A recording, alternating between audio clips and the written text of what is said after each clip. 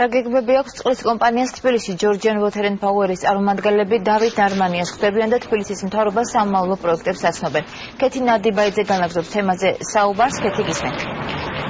დიახ, შეკრებაზე მოსულები არიან დედაქალაქის მერის გარეთ დღევანდელ შეკრებას ესწრებიან თბილისის რაიონის გამგებლები. დღის განმავლობაში განხილული იქნება დედაქალაქის სხვადასხვა უბნებში წყალმომარაგებასთან დაკავშირებული პრობლემები.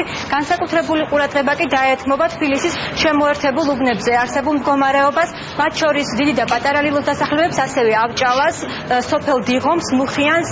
წყალმომარაგების კომპანიიდან მერიაში იმყოფება გენერალური დირექტორი, შეხვედრა კი დავით ნარმანიამ გახსნა.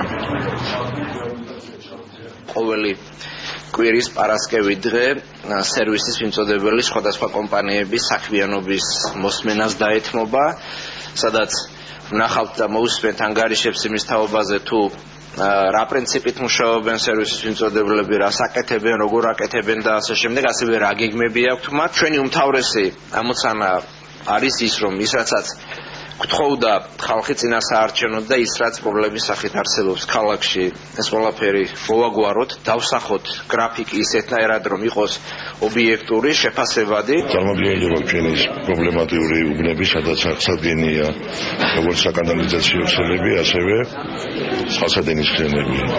გარდა ამისა არის რიგი პრობლემები, სადაც ამ დაზიანებებმა გამოიწვია სახლების ავარიულობა, მათ შორის არის მწვავეავარიული სახლები და მის დასკვნები არსებობს.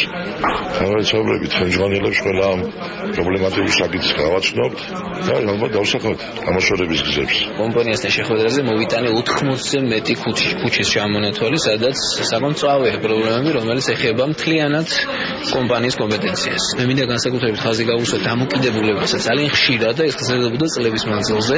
მოსახლეობა აგზავნიდა საკუთარ თხოვნას კომპანიის ახლოს სამწუხაროდ 3 წლის მანძილზე, მაგალითად კომპანიისგან ერთი და იგივე ტექსტი უბრუნდებოდა იმის მიუხედავად პრობლემა იყო ძალიან მწვავე და ღრმა. ასე რომ სხვა მიმართულებით, როგორც ურთიერთობის დონეზე, ასევე კონკრეტულ საკითხებთან მიმართებით მოგვიწევს ჩვენ ძალიან ინტენსიური მუშაობა. Georgian Water and Power არის სერვისის მიმწოდებელი პირველი კომპანია, რომელთანაც დედაქალაქის მერი შეხვედრას მართავს. დღეიდან ყოველი სამუშაო კვირის ბოლო დღეს დავით ნარმანია პირადად შეხვდება მერის პარტნიორ კომპანიებს და მათგან ანგარიშს მოისმენს. ცნობილია, რომ შემდეგ კვირაში შეხვედრა გაიმართება კომპანია City Park-თან. მადლობთ ქეთი ნადიბაიძე იყო. შინაგან საქმეთა